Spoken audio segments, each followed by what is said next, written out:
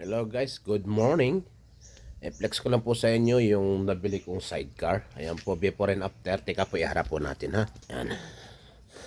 And guys, before and after. Ayan po, kailangan po kasing alisin po yung kulay niya. Ito po kasi ang prangkisa po at ang kulay po nito sa amin sa Barangay Barreto ay dadalawa lang po ang kulay. Brown at saka yung puti, yellow top. Yan po ay BB Baloy at ang Barangay Barreto. Pero Barreto rin po yun. Nga lang naka-separate sila sa looban. Yan po. Dala ko po yan. Galing Longga po. Punta rito sarap to sa Pundakit.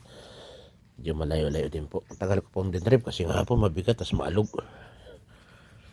Ayun pala natanggal kagabi. Ayan po siya guys. Yan po ay nakuha natin ng 5 kyaw. Natawaran natin ng 4 kyaw and a half. Paulit-ulit na po kung sinupuntahan sa bahay.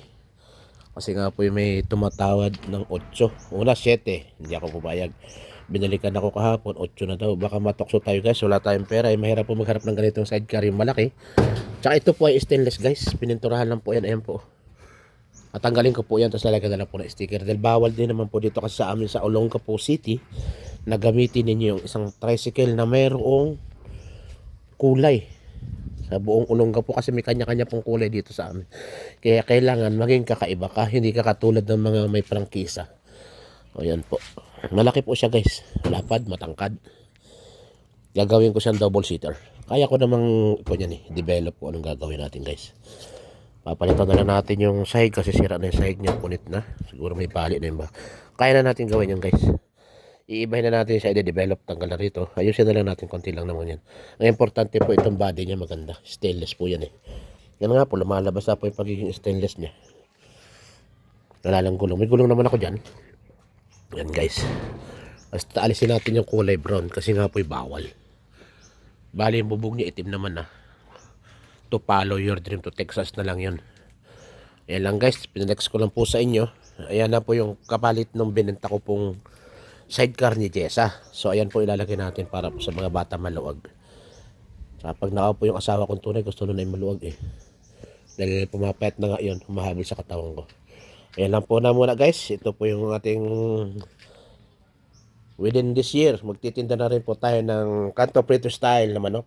Yan po natin lalagay. Yan po ay lagi nakarehistro naman po yan. Nakarenew po yan ng ambulant vendor. Ito sa amin sa Barreto. Pero hindi pa po ako nagtitinda. Ilang taon na po yung nakarehistro. Okay lang po guys. Marami pong salamat sa inyong panonood. Ingat po tayong lahat.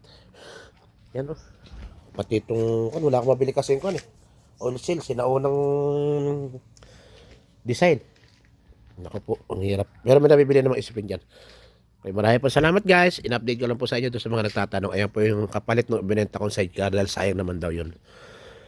Kaso nga po maliit naman po, hindi magkasing pamilya. Okay lang po, pinalita naman po natin na mas malaki tsaka mas maganda. Marami po salamat sa inyong lahat guys.